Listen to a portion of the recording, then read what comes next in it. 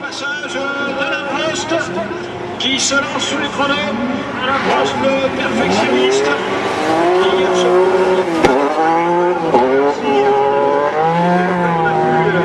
pu résoudre les problèmes repérés par le professeur.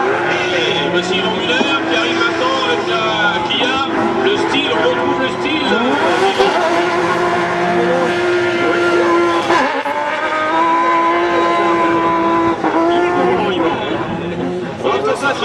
Yvan Le Bourgoin, Alain Prost, pied au plancher dans la descente, terrible descente d'Alain Prost. Ah, le bon 59.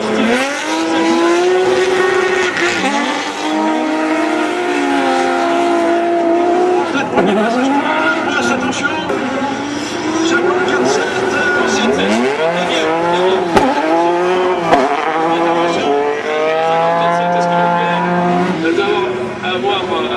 Ça serait légèrement avant.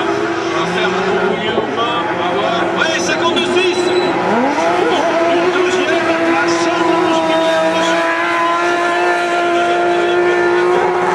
Il va venir très certainement. Ça y est, Yvan Muller. Non, pas totalement. Le bon, 55, un million. Attention, c'est 53, pas mal. Pas mal, Christine. Steve Nart, l'un derrière l'autre sur la feuille de temps, nouveau pas 54 rudes, oui. Sur les passes.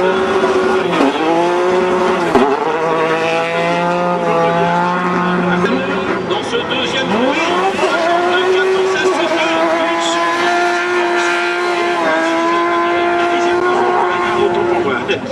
52-4, juste devant Laurent Fouquet. Muller de nouveau dans l'épingle. Elia, oui, la Kia qui commence, hein. Ouais. Commence toute nouvelle voiture. Ah, on a perdu le bon là. On a perdu le bon dans ce tour. Alors, Stilnard 53, 164, il passe 4ème. Hein. Et Gilles Stilnard 4ème dans le dernier tour. Nouveau passage d'Alain Prost, 5ème. Oui, belle amélioration, 50. Juste devant Napic. Et juste derrière Gilles Stilnard, attention Yvan Muller. Yvan Muller va-t-il améliorer encore une fois? Oui, il remet un 10ème. 52-329. 52-329, Yvan Muller en tête. Deuxième Fouquet, troisième Payet, quatrième. Joli tir groupé quand même. De Jean-Noël Lantuy. Deuxième derrière Marcel Tarès. Et une saison avec un passage à vide dans un circuit. Peut-être empêché de jouer ses chances pour la victoire finale jusqu'au bout. Je crois que c'était à Londres. Oui, c'est possible. Ensuite, le troisième au passé du trophée, un sérieux client, numéro 2, Jean-Luc Richter. Ça, c'est des attaquants en Lantuy et attention à Bérougeon avec la Seat.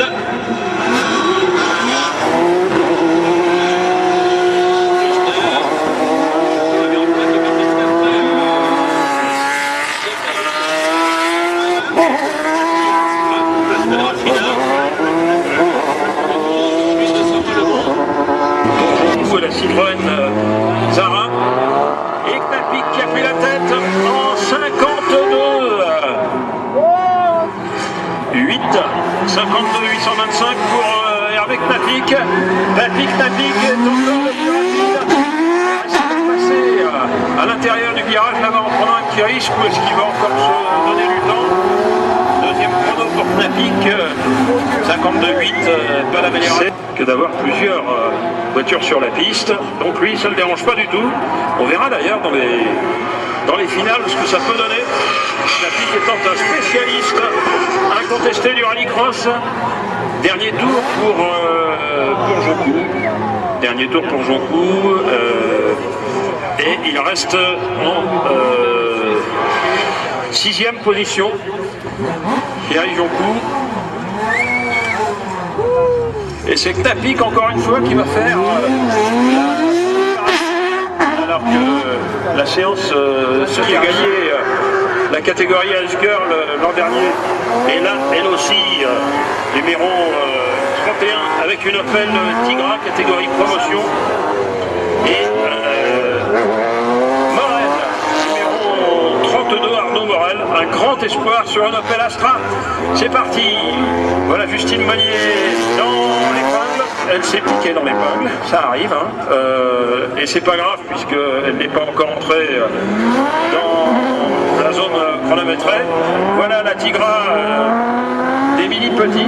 Nos deux filles se suivent et devant donc Ivan Stevenhart. C'est amusant d'ailleurs d'avoir les deux filles derrière lui parce qu'elle apprend vite, elle apprend très très vite, puis en plus elle a tellement de charme et de talent qu'on peut lui pardonner beaucoup de choses. Et sa chevelure blonde est quand même plus agréable que ton crâne chauve, mon cher mec. On a parfaitement conscience. Mon cher Philippe, tu vois qu'on a repris à peu près la même tempo que ce matin, sauf que pour l'instant Justine Monnier, nouveau passage de Ivan Stevenhart, qui devrait théoriquement quand même arriver à déloger la piste technique, mais qui pour l'instant n'y parvient pas. 1,06, il s'est loupé complètement. On est avec notre pique 53 733.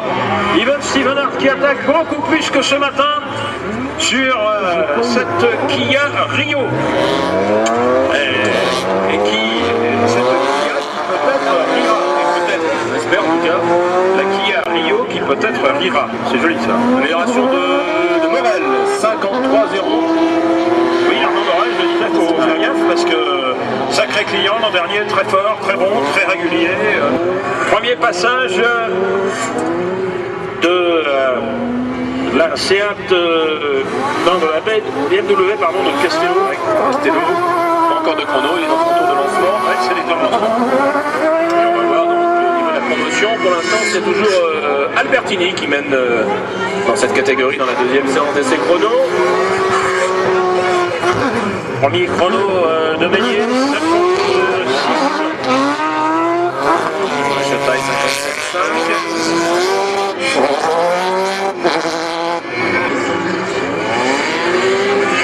Fontanelle assez loin, en 1 minute, et on va voir pour Castello qui pourrait bien prendre la tête de la catégorie promotion en tout cas.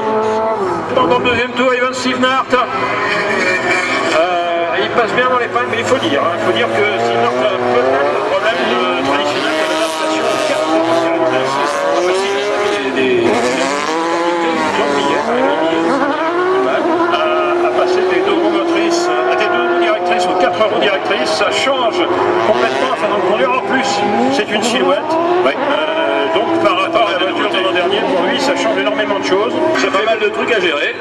Pas mal de trucs. Là voilà, la Kia 54-0. Non, pas 57. Pour l'instant, l'homme à la pole position, c'est-à-dire Morel, aurait le 3e temps absolu si on s'était arrêté ce matin. Donc ça va sensiblement plus vite. Beaucoup plus vite pour l'instant. Confirmation de Castello directement dans le paddock. Là on se rappelle que c'est séance d'essai, mais qu'au niveau des points ça compte pas vraiment. Donc on peut très bien se louper aux essais et gagner la course. Hein. Les hiérarchies, on fait une première hiérarchie pour les sorties de départ de piloteur. C'est vrai que c'est toujours mieux d'être dans une bonne série rapide, enfin, déceler des loups, etc., etc. Alors que les Opel Tigra sont quand même plus belles avec le aileron que sans aileron. Ouais. Meunier a fait 56. Il a plu ce matin, il a bien tenu à nous dire qu'il était arrivé tôt. Et les raisons, c'était vraiment de très très beau spectacle. Hein. Ouais. Très bon rapport avec Mirabina. Alors, pour l'instant, attention, parce que De Corsac, Fouquet, Cornora et Schmer, en effet, on pourrait battre Morel, hein, Morel qui est toujours le leader. Faire attention à De Corsac qui l'a eu. Et il n'y a pas qu'un Laprosse qui donne des cours d'ailleurs, mais non. Mais le conseiller officiel le sélectionneur, l'Aimé Jacquet du Trophée en Rose, de Bernard Laporte, comme l'on veut. La voilà d'ailleurs.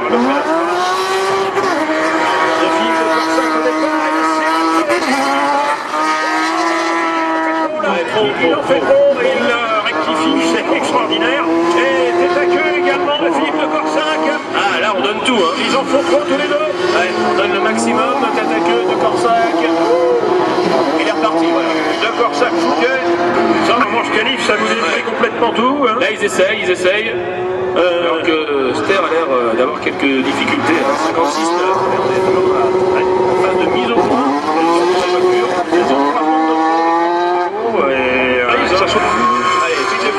payer évidemment son tête à queue. Ah, ça, il va le payer très cher. Ouais, 58,2. 58,2, ouais, 10 chrono.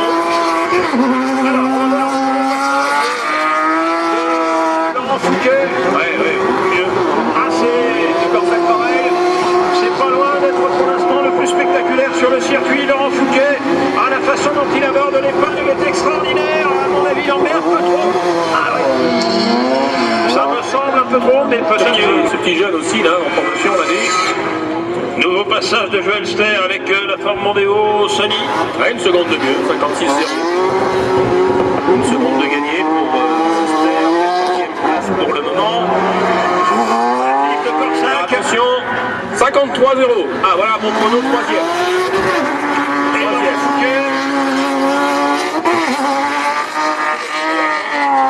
53,3. Derrière de Corsac à 6 dixièmes de Philippe de Corsac, Laurent Fouquet. Alors c'est maintenant ou jamais, Laurent. Ouais. Tu vois, je t'avais dit qu'il était passé un petit peu trop optimiste dans l'épingle. Là, ça s'est bien passé. Alors duel de Corsac-Fouquet, mais ils sont encore pratiquement une seconde de Morel. Oui, mais je pense que l'un comme l'autre, on donne trop dans l'épingle. Ça fait pourtant méfier l'épingle. Dernier tour pour la Ford de Ster. Il était en 56,0 tout à l'heure, 56,2. Régulier, mais Il est loin. Philippe de Corsac. Oui, amélioration, deuxième. 29 millième. 29 millième, ça c'est dommage. Oui, en tête. Voilà. En tête, Laurent Fouquet avec une demi-seconde d'avance sur Morel. Prise de pouvoir pour Laurent Fouquet.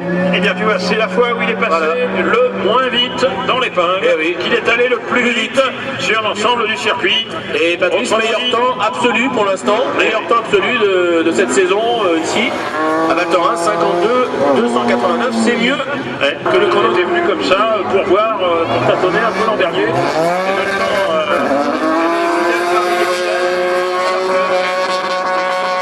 de la télévision fait du stationnaire à la verticale du circuit. Ah, ça fait des images superbes parce qu'avec le ciel bleu, le soleil, Formidable, c'est fantastique. une des plus belles matinées de Landros que nous ayons vécues. Et c'est rentré sous les chronos pour Steve Nart, le troisième Steve Nart. C'est vrai qu'il n'y en avait pas quatre, on les appellerait Dalton, mais bon.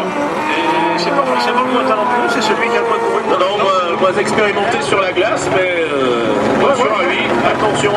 Et il vient tirer son épingle du jeu cette saison en promotion. Et surtout qu'il a la voiture qui a gagné la promotion l'an dernier, qui a été refilée par son frangin, lequel court maintenant avec Yvan Robert. Il est là tout ça.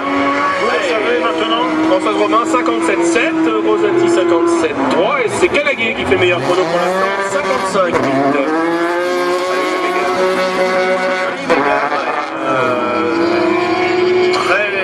Très jolie bégane. Celle de mon frère Rosati, à peu près autant que les frères Berroujon ressemblent aux frères Berroujon. C'est-à-dire que ce sont quasiment des jumeaux. Ah oui. Il y en a quand même un qui est un peu plus grand que l'autre. Bien passer ce virage très important. Steve Nart qui se positionne en septième. Jean-Luc Payet, Il est là. Payet est là. Certitude, Thierry Cadedu. Sur la Nissan Micra numéro 20. Andros, tout à l'heure, la manche de qualification sur 3 tours. Alors, attention à Jean-Luc Payet là, qui peut très bien aller chercher le chrono de Laurent Fouquet. Tout à l'heure, Laurent Fouquet était deuxième, Payet troisième. Payet et Knappik ont toujours un certain talent pour avoir des performances qui collent l'une à l'autre. Sauf que là, Payet, il s'est bien loupé dans l'épingle. Hein. Il a hésité entre plusieurs options. Ça s'est senti et je pense qu'il a un peu loupé son premier tour. En tout cas, c'est la bonne surprise de la matinée. Payet Knappik avec la Peugeot, Evans, Steve Nart sur certaines manches. Alors, premier passage de 53,4 en se loupant en plus. 53,4, il est déjà sixième. Et il s'est loupé. Donc l'épingle, ah bah oui, bien. Alors là c'est parfait. Passage parfait. Oh, Voilà, il sort très bien, il sort complètement à l'intérieur là, oui. Un passage Si fait ça dans tous les virages, ça risque de payer. Là-haut, bien aussi la descente. Le point plus délicat très certainement de ce circuit de Val Thorens, c'est là où on atteint la plus grande vitesse de la saison sur glace. 53, 242, il est meilleur de 2 dixièmes, il passe 4e. Il passe 4e. Il n'est plus qu'à 1 dixième de Corsac et de Morel. Il peut en manche qualificative être absolument redoutable. Attention, Payet va-t-il l'améliorer? 53, 320. Non, non, il n'a pas amélioré, donc il reste 6e. Et oui, c'est un changement de hiérarchie dans ce bon vieux couple Payet-Pnafik. On va essayer d'ailleurs de semer la zizanie dans ce couple. Ça va être dur, hein. Je pense que ça va être dur, oui, ça. Parce que... On va quand même faire tout notre possible. Ils sont paxés depuis longtemps, hein. Oui, c'est... Ah, ouais. Ah oui, les paysans, ça change d'ambiance. C'est pas des paysans au départ, enfin si. Alors, c'est parti pour Bertrand Ballas. Bertrand Ballas qui est parti comme un avion. Ouais, ça va très fort. Alors, est-ce que ton avis, c'est avoir de l'aileron à l'arrière? Certainement un tout petit peu dans cette grande descente de la voiture. Ouais. C'est pas que esthétique. Non, c'est pas que esthétique. Le passage de l'examen de Didier Thoral. Très très bon passage. Il lui a gardé son aileron.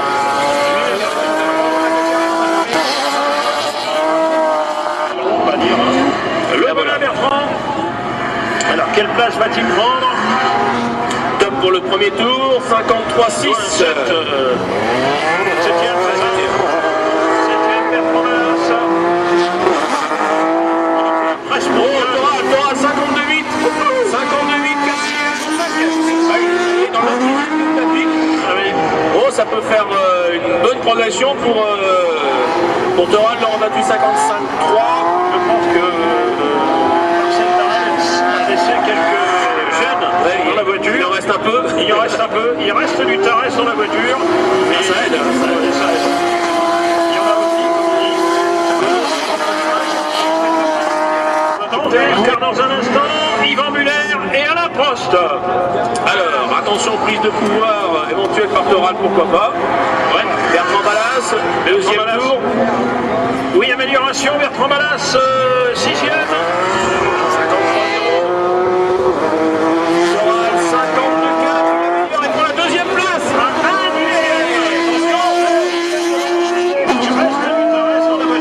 Attention, Thoral est en train peut-être de créer la grosse surprise de cette séance d'essai. Oups. Aïe, aïe, aïe. Formidable Thoral, alors que l'on a vu est en 13e position. Voilà Alain Prost dans le virage Fiat. Et dans un instant, on se montre des places. Yvan Muller, le voilà, c'est parti. Yvan Muller sur sa Kia Rio. Voilà, c'est parti. Alors, on ne sait pas trop. Donc, on voit passer Yvan Le Bon, très bien d'ailleurs. Samy, toujours aussi belle. Et puis voici Alain Prost, le quadruple champion du monde de Formule 1 qui va passer sous la passerelle. Voilà, comme ça les passerelles. C'est parti, 5e chrono tout à l'heure pour Alain Prost lors de la première séance. Sur cette Toyota Corolla préparée par l'équipe américaine. Si, il est bien passé, il est bien passé. Et Yvan Muller, meilleur temps tout à l'heure pour la Kia numéro 8 de Muller. Ah, Yvan, on a retrouvé le style Muller, regardez. extraordinaire, le style Muller qui corrige tout le temps ses trajectoires. Vous savez, compter avec lui. Une main sur le volant, une main sur la boîte de vitesse. Il est tout le temps en train. Passage terrible d'Yvan Muller. Ce sont les deux styles opposés. Attention au premier passage d'Alain Prost. Le voilà au chrono. Voilà la Toyota qui passe. Alors, premier tour, 53-9, 13e. Oula, pour l'instant, premier tour, les tours.